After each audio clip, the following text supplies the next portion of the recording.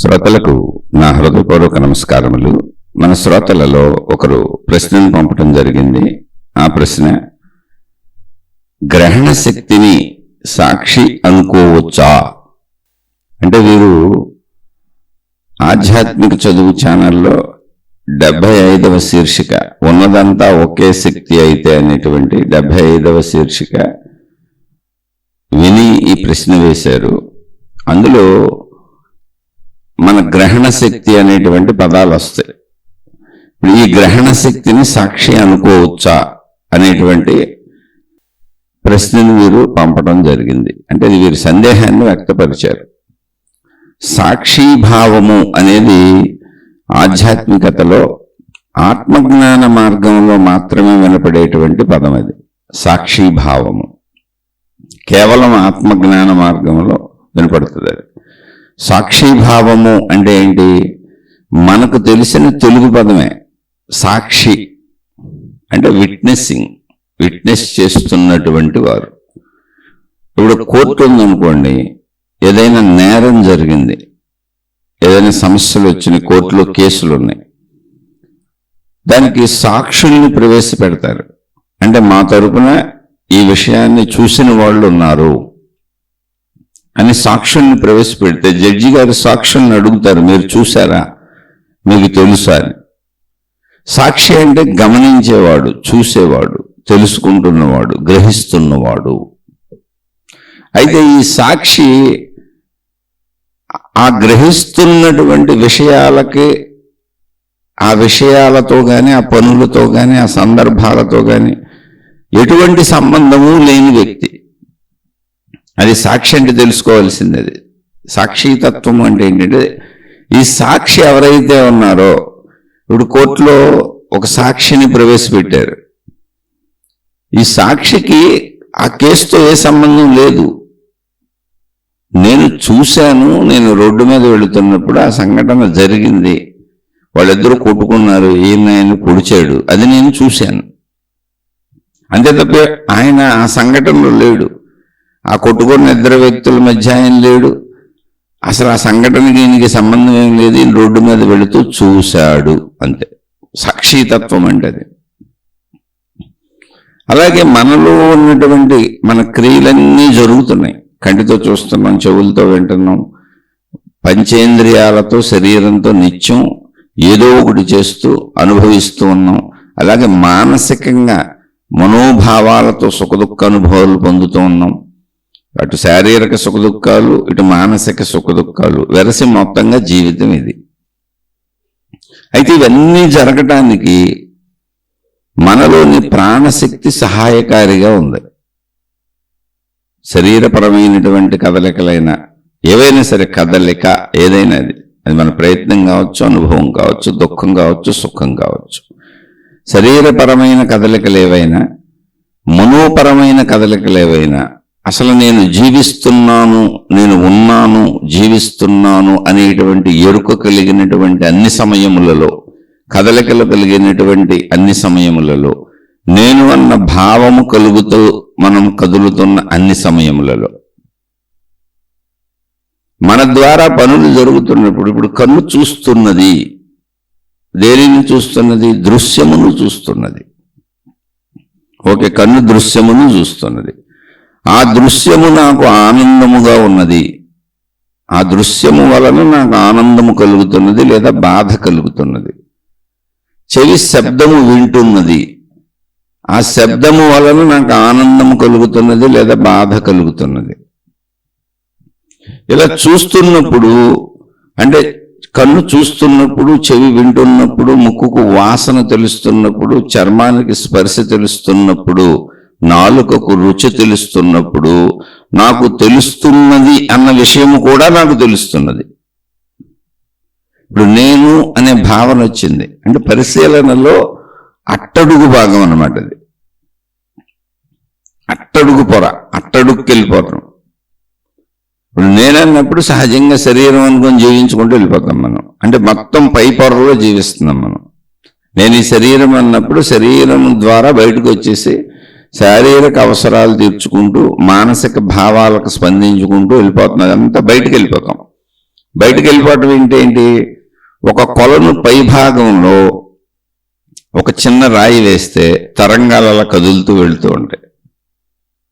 ఒక కొలను పైభాగంలో ఒక చిన్న రాయి వేస్తే ఆ కొలంలో ఏముంటుంది? నీరు ఉంటుంది. ఆ నీరు నిశ్చలంగా ఉన్నటువంటి కొలను అని ఎందుకన్నానంటే నది ఇవన్నీ ప్రవహిస్తూ ఉంటాయి, సముద్రపు తరంగాలు కదులుతూ ఉంటాయి. అక్కడ కాదు, ఒక కొలను నిశ్చలంగా ఉంది. కొలను అనొచ్చు, చెరువు అనొచ్చు, ఒక సరస్సు అనొచ్చు. అంటే నీరు నిశ్చలంగా నిలిచి ఉన్న ప్రదేశం. అందులో ఒక చిన్న రాయి వేస్తే ఆ రాయి పడినటువంటి వేగమునకు బరువునకు అలలు అలా తరంగాలుగా కొద్దిగా కదలికలు అలా కొంత దూరం వ్యాపిస్తాయి. అవి మనకు కనపడతాయి. ఒక కదలిక ఏర్పడుతుంది ఆ కొలంలో. అది కొలను పైభాగంలోనే జరిగింది. ఆ రాయి అలా కిందకి దిగుతూ వెళుతున్నప్పుడు ఆ రాయి ఎంత లోతుగా కిందకి దిగుతుందో ఆఖరికి ఏమవుతుంది? ఆ రాయి మనం కొలనులో పడవేసిన రాయి ఏమవుతుంది? పైన నీటికి తగిలినప్పుడు కొలను పైభాగములో తరంగములు కదిలినాయి, కదలికలు జరిగినాయి. అది మనకు కనపడుతుంది. కానీ ఆ పైభాగమును దాటి రాయి కిందకి వెళుతుంది. ఎందుకంటే నీటిలో రాయి కిందకి దిగిపోద్ది, నిలబడదు. అలా దిగిపోతున్నప్పుడు నీటి అడుగు భాగములో, అంటే ఎక్కడ పైన తరంగములు ఏర్పడినాయో దాని అడుగు భాగంలో ఎటువంటి కదలికలు ఉండవు. అలా కిందకి జారుతూ కొలను అట్టడుగు భాగం ఎక్కడికి అక్కడికి వెళ్ళిపోయినప్పుడు రాయి అక్కడ నిలబడిపోద్ది. కొలను అట్టడుగు భాగంలో ఒక స్థిర భూప్రదేశం ఉంటుంది. అక్కడ నీరు ఉంది కానీ అది కదలదు. రాయి అక్కడే ఉంది కానీ నీటిని కదపలేదు. పై భాగంలో మాత్రమే నీరు కదలికలు ఉంటాయి, అడుగు భాగంలో నీటి కదలికలు ఉండవు. అలాగే మనలో కంటి ద్వారా, చెవి ద్వారా, అంటే శరీరము ద్వారా, పంచేంద్రియముల ద్వారా మనం గ్రహిస్తున్న విషయపు కదలికలన్నీ మన చైతన్య శక్తిలో పై కదలికలుగా ఉంటాయి. అలాగే ఈ గ్రహణ శక్తుల ద్వారా మనం పొందుతున్నటువంటి భావములన్నీ సుఖము కావచ్చు, దుఃఖము కావచ్చు, ఇష్టము కావచ్చు, అయిష్టము కావచ్చు, ఈ భావములన్నీ కూడా మనస్సుగా ఏర్పడుతూ కదులుతున్న మనో కదలికలన్నీ కొలను పైభాగములో జరుగుతున్న భావోద్వేగములు. కొలనులో రాయి పడినప్పుడు ఎలా అయితే పైన కదులుతూ రాయి నిదానంగా కిందకి దిగిపోతుందో అదే కొలంలో ఉంటుంది ఆ రాయి. కానీ అడుగు భాగంలో నీటిని కదపలేదు, పైన మాత్రమే కదలిక కనపడుతుంది. అలాగే ఈ మనస్సు అనేది మనం అనుభవిస్తున్న భావాలనేవి, మనం పొందుతున్న భావోద్వేగాలనేవి, మనం గురవుతున్న సుఖదుఖాలనేవి, నేను పొందుతున్నాను, అనుభవిస్తున్నాను అనుకుంటున్న సమస్త కదలికలు మనోరూప, శరీర రూప, అనుభవాల రూప, ఇంద్రియాల రూప, భావాల రూప, జ్ఞాపకాల రూప, అన్ని రకాల కదలికలు పైభాగంలో మాత్రమే, మన ప్రాణశక్తి యొక్క పైభాగంలో మాత్రమే జరుగుతున్నాయి. అలా ఆ పైభాగంలో, అంటే కొలను పైభాగంలో కదిలినటువంటి ఆ తరంగములను మనం ఎలా కంటితో చూసి గుర్తించగలుగుతున్నామో, ఒక రాయేసినప్పుడు కొలను పైభాగంలో కదిలిన కదలికలను మనం గుర్తించగలుగుతాం. ఎలా గుర్తించగలుగుతున్నామో అలాగే మన ప్రాణశక్తి ద్వారా మనోశరీరములలో, అంటే శరీరము జీవించి ఉంది, మనస్సు శరీరముతో కలిసి నేనన్న భావమును సృష్టించి మెలకువ తెచ్చి, మెలకువలో మళ్ళీ రాత్రి గాఢ నిద్రలోకి వెళ్లే వరకు మనం సంచరిస్తూ ఉన్నాం. అలాగే నిద్రాస్థితిలో కూడా కలలు కంటున్నాం. ఈ మెలకువలో జరిగే ఊహలు కానీ, శరీర ప్రయత్నములు కానీ, శారీరక కదలికల అనుభవములు కానీ, నిద్రాస్థితిలోని స్వప్నలోకము కానీ, ఇవన్నీ కూడా ప్రాణశక్తి శరీరములో ఉండి శరీరముతో కదలటం వలన, శరీరమును కదిలించటం వలన ప్రాణశక్తి పైభాగములో, కొలను పైభాగములో కదిలిన కదలికల వలె మన ప్రాణశక్తి పైభాగములో కదులుతున్న కదలికలు, దాన్ని మనస్సు అన్నాము. అది తెలుస్తుంది మనకి. ఈ కదలికలన్నీ తెలుస్తున్నాయి. వాటిని సుఖదుఖములుగా స్వీకరిస్తూ శరీరము నేనన్న భావనలో గాఢముగా ఉన్నాము కనుక, శరీరము నేనన్నది అసత్యము కాదు, నిజమే. కనుక నేనే ఇవన్నీ అనుభవిస్తున్నాను, నేనే సుఖదుఖములకు లోనవుతున్నాను, నేనే భావోద్వేగములకు లోనవుతున్నాను అని మనం నిరంతరం పైనే బతుకుతున్నాం, కొలను పైభాగంలో బతుకుతున్నాం. అలా ఈ పైభాగంలో బ్రతకటం అంటే ఏంటంటే మన మనసులో పుట్టిన ఆలోచనలు, మనకు అనిపించిన భావములు, సుఖదుఖ భావములు, లేదా మనకు అనిపించే ఆకలి దప్పులు, కోరికలు, ఇవన్నీ పట్టుకొని బయట ప్రపంచంలోకి వెళ్ళిపోతాం. వెళ్ళిపోయి బయట ప్రపంచంలో మనకు కావలసిన వాటిని సాధించుకొని మళ్ళీ అనుభవాలు పొందుతూ, మళ్ళీ అనుభవాలు ఎక్కడ మనసు, మళ్ళీ మనసు నుంచి బయటకు వెళ్ళిపోతూ, బయట నుంచి మనసులోకి వస్తూ, మనసు నుంచి బయటకు వెళ్ళిపోతూ, బయట నుంచి మనసులోకి వస్తూ, బయట నుంచి మనసులోకి వస్తూ అంటే ఏంటి, మొత్తం మనసును తయారు చేసుకోవటం, బయట విషయాలన్నింటినీ మనసులోకి తెచ్చుకోవడం, మనసులో విషయాలతో కదిలి బయట విషయాలను పట్టుకోవటం. ఇలా నిరంతరం మనం పైన తిరుగుతున్నాం. అది ఈ పైన తిరుగుతూ దీన్ని నా జీవితం అనుకుంటున్నాం. అందులో అబద్ధం ఏమీ లేదు, అసత్యం ఏమీ లేదు, ఇలా జీవించటం తప్ప ఇంకో దారి కూడా లేదు. ఇంతవరకు అంత కరెక్ట్గానే దాన్ని పరిశీలన ఊరికనే అంతే. సాక్షితత్వం అంటే ఏంటో తెలియడానికి. ఇలా పైన తిరుగుతున్న మనకి కొలను అడుగు భాగం అంతా నీరు ఉంది, కానీ పై భాగంలో మాత్రమే కదలిక ఉంది, కదిలించగలిగాం ఒక రాయి వేయటం. మనం అడుగు భాగంలో మనం కదిలించలేము. ఎన్ని రాళ్ళు వేసినా ఆ రాళ్ళన్నీ అందులో ఇమిడిపోతాయి. మీరు ఎన్ని రాళ్ళైనా వేయండి, కొలను అడుగు భాగంలో నిలిచిపోతాయి, ఇమిడిపోతాయి. కొలను ఇబ్బంది పెట్టవు, కదపలేవయ్యి. కానీ కొలను పై భాగంలో నీరు అలలుగా కాసేపు కదిలాగిపోద్ది. కొలను పై భాగంలో కూడా మనం ఏం పెద్ద ప్రమాదాన్ని, ఇబ్బందిని సృష్టించలేం దానికి, కానీ ఒక కదలిక తెలుస్తుంది అంతే. తర్వాత ఆ కదలిక ఆగిపోద్ది. అలాగే మన పంచేంద్రియముల ద్వారా అనుభవించేటువంటి, మనసు ద్వారా అనుభవించేటువంటి, శరీరంతో అనుభవించేటువంటి మొత్తం మన కదలికలన్నీ మనం బయట నుంచి, అంటే మనసులోంచి బయటకు వెళ్ళినా, బయట నుంచి లోపలికి తెచ్చుకున్నా, నేను అనుభవిస్తున్నాను అనుకున్నా, నేను సుఖపడుతున్నాను అనుకున్నా, నేను దుఃఖపడుతున్నాను అనుకున్నా, ఈ కదలికలన్నీ కొలను పై భాగంలో జరుగుతున్న కదలికల లాంటివి అలా కదులుతాయి అంతే. ఎంత దుఃఖ కదలికైనా ఒక సమయానికి ఆగిపోవాలి, రాత్రి నిద్రపోయేటప్పుడు ఆగిపోవాలి, మళ్ళీ పొద్దున్నే లేచి పట్టుకుంటాం. ఎంత సుఖ కదలికైనా మళ్ళీ కాసేపటికి ఆగిపోవాలి, మళ్ళీ పట్టుకుంటాం. పోనీ నిద్ర అనుకోండి, లేకపోతే నిద్రలో అన్ని వదిలేకి తప్పదు, వదిలేసి పట్టుకుంటాం. రోజు జరుగుతుంది ఈ చర్య. అలా అన్ని కదలికలు ఆగిపోతూ ఉంటాయి. కానీ ఈ కదలికలు ఆగిపోతాయి అనేటువంటి దాన్ని మనం పట్టుకోకుండా, మనల్ని మనం గమనించుకోకుండా, మనల్ని మనం చదువుకోకుండా, మనల్ని మనం సంపూర్ణంగా తెలుసుకోకుండా, మన శరీర మనో ప్రాణశక్తి ప్రక్రియలు, మన సంపూర్ణతను మనం తెలుసుకోకుండా నిరంతరం ఈ కదలికలే నా స్వభావము, నా స్వరూపము అనుకుంటూ, శరీరము నేననుకుంటూ, ఈ భావోద్వేగములు నేననుకుంటూ, ఈ మనస్సును అదుపు చేయడం నా వల్ల కాదు అనుకుంటూ తీవ్రమైనటువంటి వేదనలకు లోనవుతూ మనిషి జీవిస్తూ వెళ్ళిపోతున్నాడు. అందులో మధ్య మధ్యలో సుఖాలు ఎత్తుక్కుంటున్నాడు. ఇది రొటీన్గా అందరూ ఎలాగన్నారంటే పైన జీవిస్తున్నాం, మొత్తం అందరం పైన జీవిస్తున్నాం. కొలలు పై భాగములో మాత్రమే కదలికలు కనబడుతున్నాయి. ఎన్ని రాళ్లు వేసినా ఈ కొలను పై భాగంలో మాత్రమే కదలికలు సృష్టించగలవు. అడుగు భాగంలో అసలు ఇటువంటి కదలికలు సృష్టించలేకపోగా మనం వేసిన రాళ్ళన్నీ అందులో ఇమిడిపోతాయి. కొలనే వాటిని ఆక్రమించేస్తుంది, నీటిలో అవి ఉండిపోతాయి, అవి నీటిని ఏమీ చేయలేవు.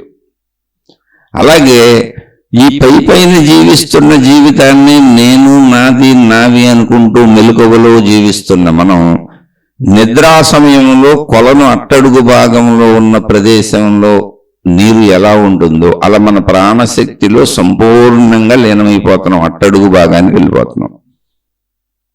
ప్రతిరోజు జరుగుతుంది అది. అందువలన మనోశరీర ఎరుకలు లేవు అక్కడ. పూర్ణ అట్టడుగు భాగంలోకి వెళ్ళిపోతాం, గాఢ నిద్రాస్థితి, ప్రాణశక్తి స్థితిలో లీనమైపోయాం. ప్రాణశక్తి అంతా ఒక కొలనుగా భావించుకోండి. మొత్తం సృష్టి అంతా వ్యాపించి ఉన్నటువంటి శక్తి అదే. ప్రాణశక్తి అన్నప్పుడు శరీరములో మనం భావించుకుంటున్నప్పుడు ఆ పదం ప్రాణశక్తి అని చెప్పారు. ఆ ప్రాణశక్తిని ఒకవేళ మనం గ్రహించగలిగితే, అర్థం చేసుకోగలిగితే, అది నేను అనేటువంటి భావాన్ని పెంపొందింపజేసుకోగలిగితే దాన్నే ఆత్మశక్తి అని చెప్పారు. ఎందుకంటే అది సర్వవ్యాపకంగా కనపడింది. కొలను అట్టడుగు భాగంలో దాని సర్వవ్యాపకత ఉంది. కొలను పై భాగంలో కదిలిన కదలికలకు పరిమితి ఉంది. కొంత దూరం కదిలి మళ్ళీ ఆగిపోతూ ఉంటాయి. రాయి యొక్క సైజును బట్టి కొంత కదలిక ఎక్కువ, కొంత కదలిక తక్కువ ఉంటుంది, కానీ ఆగిపోద్ది. ఆ కదలిక ఎంత పెద్ద రాయి అయినా ఎంత చిన్న రాయి అయినా పై భాగం నుంచి కిందకి దిగిపోయినప్పుడు అసలు కింద భాగంలో కదలికే ఉండదు, పై భాగంలోనే కదలిక ఉంటుంది. అలా మనలో పంచేంద్రియ కదలికలు, మనువు కదలికలు మొత్తం పై భాగంలోనే ఉన్నాయి. దానంతట అది రాత్రిపూట నిద్రలోకి వెళ్ళేలా మన శరీర నిర్మాణం సృష్టి కూర్చింది. అది సహజంగా జరిగింది. అంటే మన ప్రాణశక్తిలోకి మనం సంపూర్ణంగా గాఢంగా మునిగిపోతున్నాం. అదే గాఢ నిద్ర అని పేరు పెట్టాం.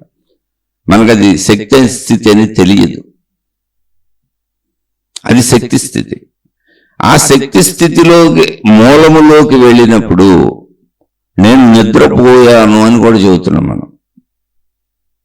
మనం మెలకు వచ్చి లేచాం, ఎప్పుడు చెబుతున్నాం? నిద్రలో నేను నిద్రపోయానని చెప్పట్లేదు. మనం నిద్రలో నేను నిద్రపోయానని చెప్పట్లేదు, నిద్రలో హాయిగా ఉన్నాం అంతే. అంటే అసలు కదలికలే లేవు. ఎందుకని? అడుక్కొచ్చాం, కొలను అడుగు భాగంలో ఉన్నాం, సంపూర్ణంగా మన ప్రాణశక్తిలో విలీనం అయిపోయాం. మొత్తం కొలను అట్టడుగు భాగానికి వచ్చాం. అక్కడ నేను జస్ట్ ఉన్నాను అంతే, ఏ కదలిక లేదు. అందుకని హాయిగా ఉంది, గాఢ నిద్రపోయాం. అందుకే ఎంత దుఃఖం ఉన్న వాళ్ళైనా, ఎంత సుఖం ఉన్న వాళ్ళైనా, ఎన్ని కష్టాలు, బాధలు, కన్నీళ్లు ఉన్న వాళ్ళైనా, ఎంతటి ఆనందానికి లోనవుతున్న వాళ్ళైనా నిద్రకి అందరూ ప్రయత్నిస్తారు. అసలు నిద్ర వద్దు అనుకునేటువంటి జీవులు ఉండవు, మనుషులే కాదు. నిద్ర అన్నింటికి ఇష్టపూర్వకమైనది. అది బాధాకరమైనది, కష్టమైనది కానే కాదు. అసలు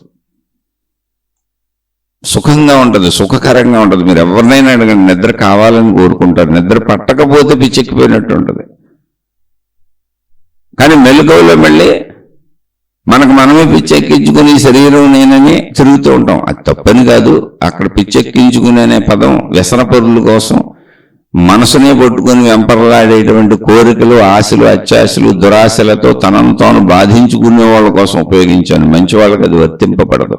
సహజ జీవితం ఎవరికైనా అలాగే ఉంటుంది, అది సృష్టి కూర్పు. ఇక్కడ ఏదైతే అట్టడుగు స్థితికి గాఢ నిద్రా స్థితిలో వచ్చామో అది సాక్షి స్థితి, అది ఎరుక స్థితి, అది సాక్షితత్వము, అది గ్రహణ శక్తి. అదే. కానీ అక్కడ గ్రహించటానికి కదలికలు లేవు. మూలములో గ్రహణ శక్తి పనిచేస్తూనే ఉంది. కానీ గ్రహించాలంటే కదలిక ఉండాలి. కదలికలు ఎక్కడ ఉన్నాయి? పై భాగంలో ఉన్నాయి, కొలను పై భాగంలో ఉన్నాయి. అలాగే మనకి ప్రాణశక్తి పై భాగంలో ఉన్నాయి, అంటే మనస్సు దగ్గర ఉన్నాయి. ప్రాణశక్తి పై భాగంలో కదలికలు మనస్సు, భావోద్వేగములు తెలుస్తున్నాయి, నేనన్న భావం తెలుస్తుంది, అంటే పైకి వచ్చాం. ప్రాణశక్తి అంటే కొలను కాబట్టి ఇక్కడ పైన కింద అని చెప్పుకుంటున్నాం. మూల ప్రాణశక్తిలోంచి పైకి వచ్చాం, అప్పుడు నేను అన్న భావన తెలిసింది. దాన్ని మెలకువ అంటున్నాం మనం. ఆ మెలకువ లోపల కలిగినటువంటి మనసులో కలిగిన చలనం. అది అంటే కొలను పై భాగంలో రాయిపడినప్పుడు కదిలిన కదలిక అది. ఆ మెలకువ మనస్సులో కలిగి అది శరీరముతో సంపూర్ణముగా కలిసిపోయి ఈ శరీరము నేను అన్న మనకు పరిమితత్వాన్ని, నేనన్న భావాన్ని సృష్టింపజేస్తుంది. అంటే అది రియల్గా ఉందే, అబద్ధమేం కాదు, అర్థం అవడానికి చెబుతున్నానండి. అయితే అట్టడుగు భాగంలోకి వెళ్ళినప్పుడు ఈ శరీరము నేనన్న భావన లేదు, మనోభావన కూడా లేదు. ఎందుకంటే అసలు కదలికలు గ్రహించబడవు, అడుగున కదలికలన్నీ లేవు, అడుగున స్థిరంగా ఉంది అది. అందుకని మనకు అది నిద్రాస్థితిగా ఉంది.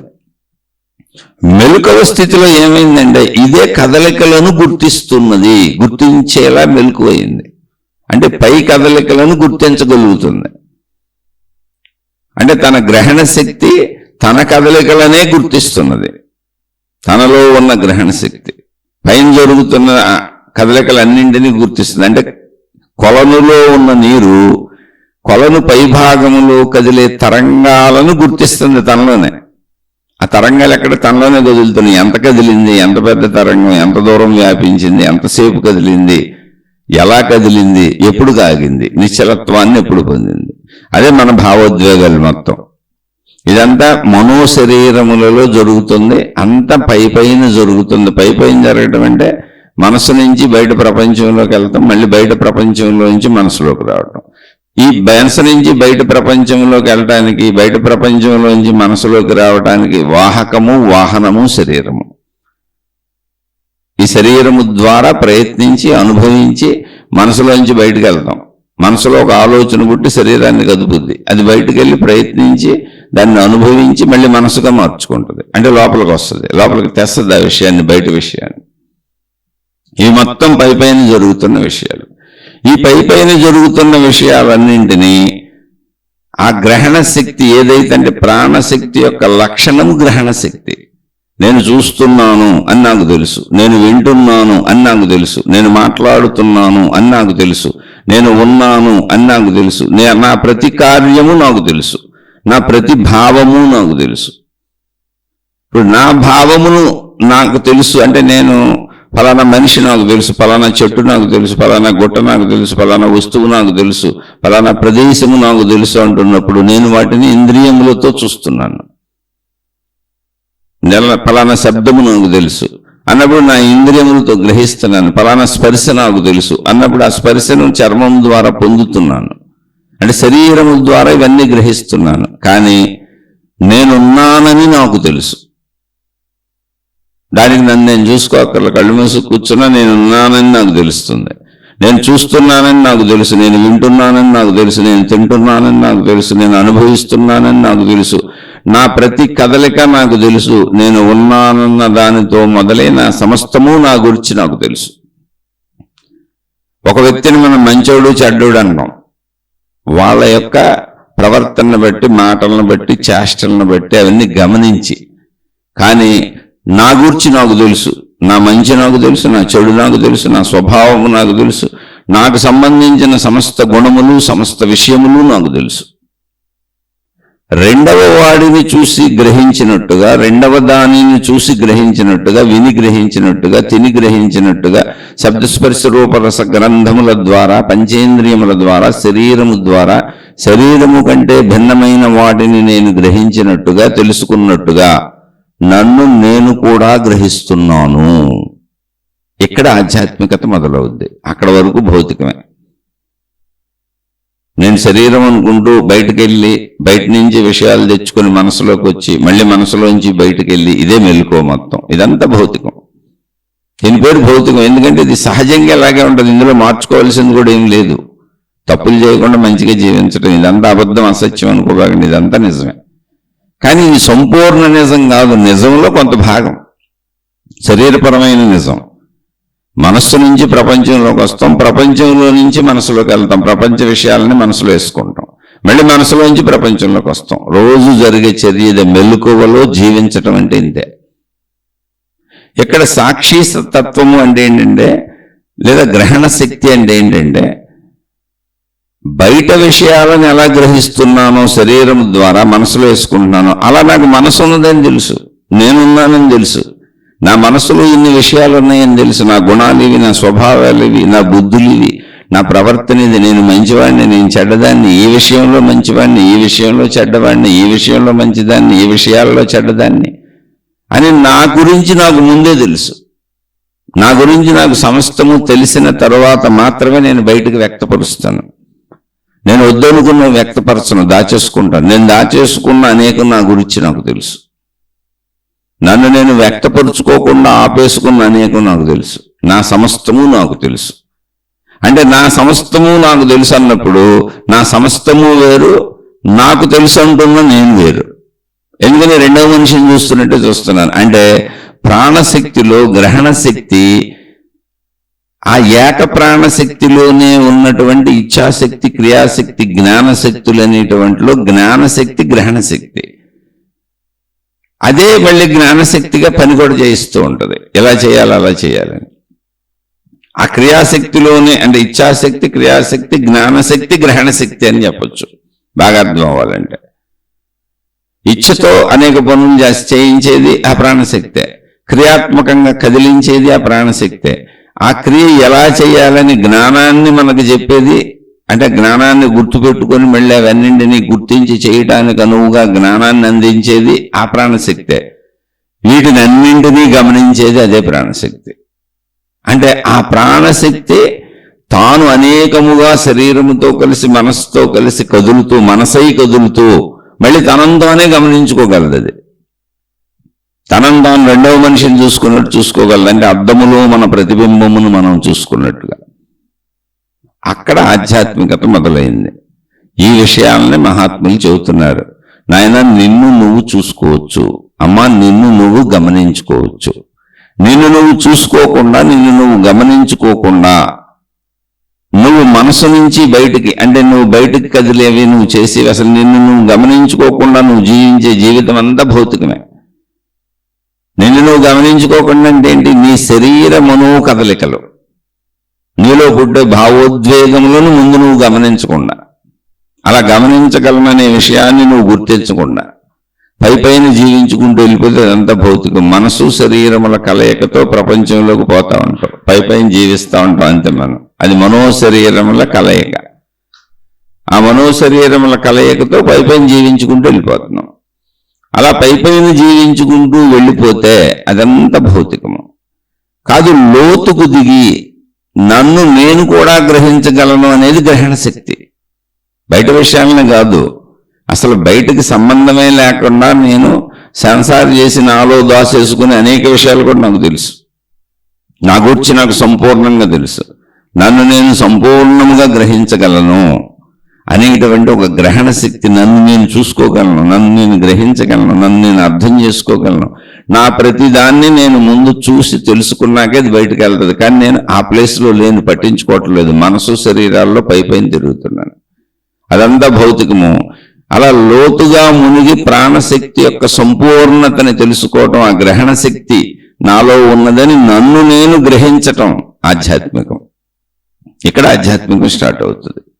అప్పుడు నన్ను నేను గ్రహించటం మొదలుపెట్టినాక ముందు నన్ను నేను గ్రహించుకొని నేను చేస్తున్నటువంటి ఏ కార్యమైన శరీరం ద్వారా, మనసు ద్వారా ప్రపంచంలోకి వెళ్ళే ఏ విషయమైనా అది ప్రాపంచిక పరిస్థితులకు, జీవన పరిస్థితులకు సరిపోయిన ధర్మమైనటువంటి కార్యమైతే బయటకు వెళ్తాను, లేకపోతే వెళ్ళను అని ఈ గ్రహణ శక్తి వరకు వచ్చిన వాళ్ళు తప్పు చేయకుండా మంచిగా ఉండగలుగుతారు.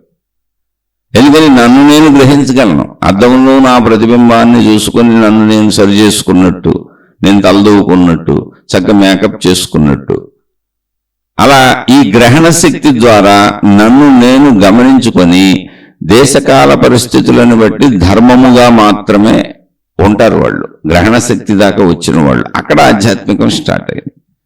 ఆ గ్రహణ శక్తినే మన పూర్వీకులు సాక్షితత్వము అని చెప్పారు. సాక్షి అంటే ఏంటి? నేను చూస్తున్నాను కానీ ఆ చేసే పనులతో నాకేం సంబంధం లేదు అని కాదు. ఇక్కడ సాక్షితత్వములో ఉండటం కంటే గ్రహణ శక్తిగా ఉండటం చాలా ఉపయోగకరమైన విషయం. సాక్షితత్వం కంటే ఉపయోగకరం. సాక్షి అంటే ఏంటి? న్యూట్రల్లో, నీకు అనుకూలం కాదు, నీకు వ్యతిరేకం కాదు, చూసినట్టు చెబుతాను అంతే. గ్రహణ శక్తిలో కూర్చొని నేను అనుకున్నప్పుడు నన్ను నేను తెలుసుకోగలను, నన్ను నేను చూసుకోగలను అన్నప్పుడు ఈ గ్రహణ శక్తి ద్వారా నిన్ను నువ్వు మార్చుకోగలవు కూడా. సాక్షితత్వం మార్చుకోవటం లేదు, ఏమీ లేదు, అలా ఉంటుంది అంతే సాక్షిగా. అది అనందాత్మస్థితికి సంబంధించిన ఎరుక స్థితి అని చెప్పారు. ఇక్కడ దాన్నే గ్రహణ శక్తి వేరు, సాక్షితత్వం వేరు కాదు, చెప్పారు ఊరుకునంతే. ఇక్కడ దానిని గ్రహణ శక్తిగా తీసుకొని నేను గ్రహిస్తున్నాను కనుక, గ్రహణ శక్తి అన్నప్పుడు ఏంటి, సాక్షి అన్నప్పుడు ఏంటి, నాకే సంబంధం లేదు. జస్ట్ నేను చూసింది చెబుతాను, విన్నది చెబుతాను, నేను సాక్షిని మాత్రమే గమనిస్తున్నాను అంతే. అంతే తప్ప విషయాలతో నాకు సంబంధం లేదు. కానీ గ్రహణ శక్తి అలా కాదు.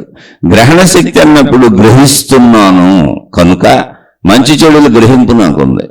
నన్ను నేను గ్రహిస్తున్నాను కనుక నాకు సంబంధించిన సమస్త మంచి చెడుల గ్రహింపు నాకుంది.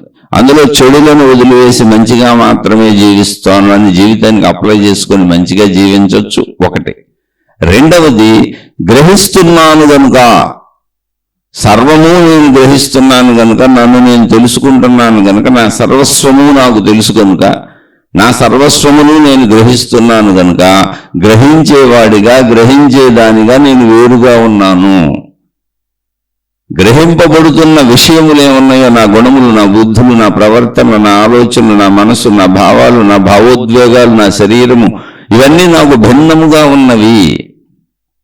గ్రహించేవాడిని నేను వేరు. నా పై కదలికలను నేను గ్రహిస్తున్నాను. అవి నన్నేమీ చేయలేవు. ఎందుకంటే గ్రహిస్తున్న నేను మూలస్థానములో బలీయముగా ఉన్నటువంటి శక్తిని, ప్రాణశక్తిని, అనంత ఆత్మశక్తిని. అవి పైపైన మాత్రమే చలించి ఆగిపోతాయి, నిరంతరము చలించవు కూడా. కొలంలోకి రాయేసినప్పుడు కాసేపు కదిలి ఆగిపోద్ది, కదలిక ఉండదు, మళ్ళీ కాసేపుడికి ఆగిపోద్ది. వేవ్స్, ఆ తరంగములు ఆగిపోతాయి. అలాగే నాలో కదిలే భావోద్వేగములన్నీ అలా కదులుతూ ఆగిపోతాయి. మళ్ళీ ఏ భావోద్వేగము శాశ్వతంగా కదలదు, మళ్ళీ ఇంకోటి వస్తుంది, మళ్ళీ ఇంకోటి వస్తుంది. కాబట్టి ఈ కదిలి ఆగిపోయే భావోద్వేగములకు అంత విలువ ఇవ్వక్కర్లేదు. చిరస్థాయిగా ఎప్పటికీ శాశ్వతముగా నాలో ఉన్నటువంటి నేను గ్రహణ శక్తిని. గ్రహణ శక్తి అన్నప్పుడు నాకు నా మీద సంపూర్ణ సంబంధం ఉంది, గ్రహిస్తున్నాను నేను, నాతో నాకు సంబంధం ఉంది. సాక్షి తత్వానికి నాతో నాకు సంబంధం లేదు. నేను సాక్షిగా చూస్తున్నాను అంతే. చూస్తున్నాను కనుక నేను మార్చుకోలేను. నన్ను నేను మంచిగానే ఉంచుకోలేను, చెడ్డగానే ఉంచుకోలేను. రెండు చూస్తున్నాను అంతే. ఆ చెడుని చూస్తున్నాను, మంచిని చూస్తున్నాను. సాక్షిగా అది చెడుని, ఇది మంచి అని చెబుతున్నాను అంతే. సాక్ష్యం అంతే, సాక్షితత్వం అన్నప్పుడు. గ్రహణ శక్తి అన్నప్పుడు అలా కాదు. మరి సాక్షితత్వం, గ్రహణ శక్తి వేరు వేరు అనుకోకుండా పదాలు అలా ఉన్నాయి. ఇక్కడ మన మార్చుకోవడానికి అనువుగా నేను దీన్ని చెబుతున్నాను మాత్రం అంతే. జాగ్రత్తగా అర్థం చేసుకోండి. గ్రహణ శక్తి అన్నప్పుడు నేను గ్రహిస్తున్నాను కనుక, ఎప్పుడైతే గ్రహిస్తున్నానో సంపూర్ణంగా అన్ని నా చేతిలోనే ఉన్నాయి. నన్ను నేను మార్చుకోవచ్చు. నాలో తప్పులు తెలుసుకుంటున్నాను, నాలో ఒప్పులు తెలుసుకుంటున్నాను. నేను తప్పులు అనుకున్నవి ఆపుకోవచ్చు, ఒప్పులు అనుకున్నవి చేసుకోవచ్చు. అసలు ఆ భావోద్వేగములకు నేను స్పందించకుండా కూడా ఉండొచ్చు. ఎందుకంటే అవి పై తరంగములు కాసేపు కదిలి ఆగిపోతాయి. కానీ నా మూలస్థానములో నా ప్రాణశక్తిగా, గ్రహణ శక్తిగా నేను ఏ విషయాలను గ్రహిస్తున్నానో ఆ గ్రహించే విషయాలకు నేను కదిలిపోయి స్పందించవలసిన అవసరం కూడా లేదు. అవి పైపైన జరుగుతున్నాయి, శరీర మనో ప్రక్రియలు. అంతే తప్ప నా సంపూర్ణ తత్వముగా అవి నన్ను కదిపి కుదిపి వేయలేవు. కొలంలో వేసిన రాయ కొలంలో అడుగు భాగంలో ఇమిడిపోద్ది తప్ప అది పైన మాత్రమే కదిలించగలదు తప్ప, పైనుంచి కిందకి జారుతూ ఉన్నప్పుడు పైనుంచి కిందకి ఎంత డిస్టెన్స్, ఎంత లోతు ఉన్నదో పైనుంచి కిందకి దిగినాక అంత లోతు అది ఏమీ చేయలేదు నీటిని. అది కూడా అందులో ఇమిడిపోగలదు. అలాగే నేను అనుభవించే సుఖములు, దుఃఖములు, భావములు, కష్టములు, నష్టములు, భావోద్వేగములు అన్నీ కూడా నాలో ఇమిడిపోగలవు తప్ప నన్నేమీ చేయలేవు. దానికి సాక్ష్యము నిద్రాస్థితి. ఎంత దుఃఖభరితుడైనా నిద్రలో అన్ని మర్చిపోతాడు. ఎంతటి సుఖమున్న వాళ్ళైనా నిద్రలో అన్ని మర్చిపోతారు. ఎన్ని రకాల సంపదలు కూడబెట్టుకొని నావి నావి అనుకుంటూ మెలకువలో వాటిని పట్టుకు తిరుగుతూ బంధాలు, బాంధవ్యాలు, ఆశలు, అత్యాశలు, దురాశలు, వ్యసనములు ఏర్పరచుకున్న వాళ్ళైనా నిద్రలో అన్ని వదిలేసి హాయిగా నిద్రపోతారు. కారణం ఏంటంటే మూలములు ఆ పై స్థితి నుంచి కిందకి దిగుతున్నప్పుడు ఆ కింద స్థితిని అసలు రాయి కదపలేదు, నీటిని ఏమీ చేయలేదు. అలాగే కిందకి దిగుతున్నప్పుడు, మూలంలోకి వెళ్తున్నప్పుడు మన ప్రాణశక్తిలో ఎటువంటి భావోద్వేగములకు తావులేదు. అదంతా పైపైన జరుగుతుంది. అందుకని గ్రహణ శక్తిని సాక్షితత్వము అని ఆగిపోకుండా, అది సాక్షితత్వమే. కానీ సాక్షితత్వం అన్నప్పుడు నేనేమీ చేయను, నేను చూస్తూ ఉంటానంటే నేను సాక్షిని.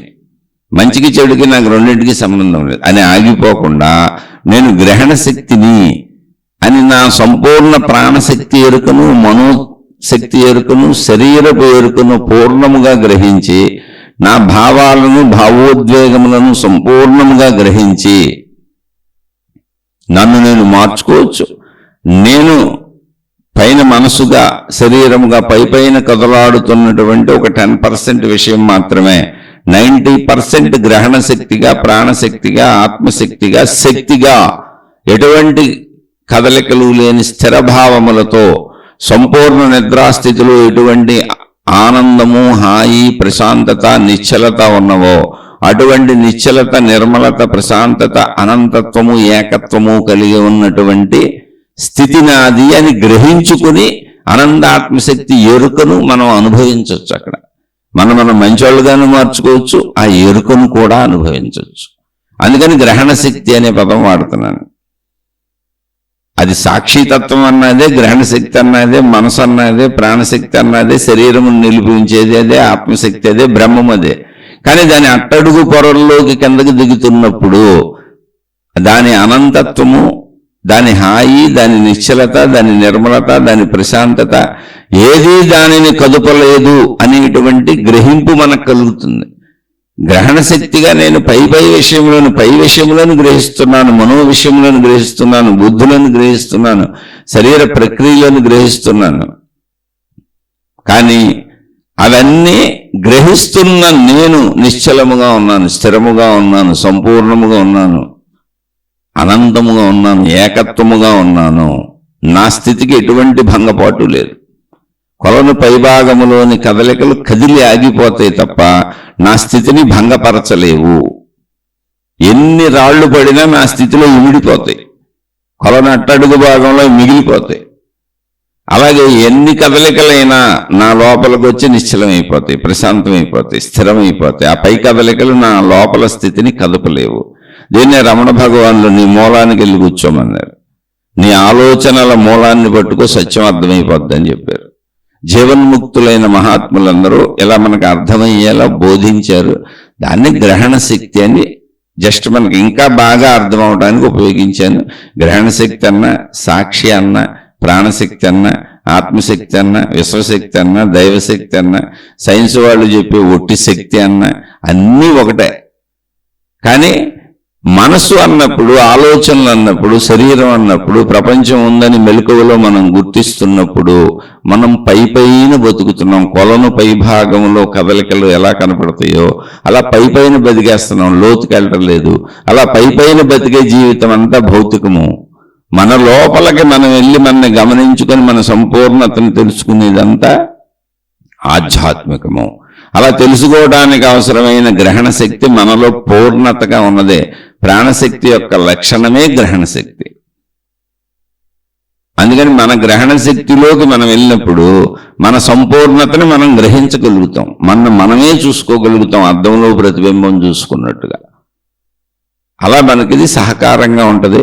అందుకని ఆధ్యాత్మిక చదువుకొని ఆత్మజ్ఞాన చదువుకుంటూ తనను తాను మంచి మార్గంలో ఉంచుకోవాలనుకునేవాళ్ళు, తనను తాను గమనించుకుంటూ తన అనంత ఆత్మస్వరూపుడను స్వరూపురాలను అనే భావాన్ని పొందాలనుకునేవాళ్ళు, లేదా నా మూలమునకు నేను ఎలా వెళ్ళాలి, మూలాన్వేషణ ఎలా చేయాలి, ఆలోచనల మూలం ఏంటి, లేదా నాలో ఉన్న ఆత్మశక్తి ఏంటి, ప్రాణశక్తి ఏంటి, నా లోపలికి నేను ఎలా వెళ్ళాలి, ఇటువంటి అనేక భావములు కలిగిన వాళ్ళు ఎవరైనా ఈ గ్రహణ శక్తిని చక్కగా గుర్తుపెట్టుకుంటే, ఈ కొలను పైభాగము, కొలను కింద భాగము, కొలనులో పడిన రాయి పైభాగములో కదుపుతూ కిందకి జారుతూ వచ్చి అట్టడుగు భాగమునకు వెళ్లే స్థితిని గుర్తుపెట్టుకుంటే మనలోకి మనం ఎలా దిగచ్చో లోపలికి తెలుస్తుంది.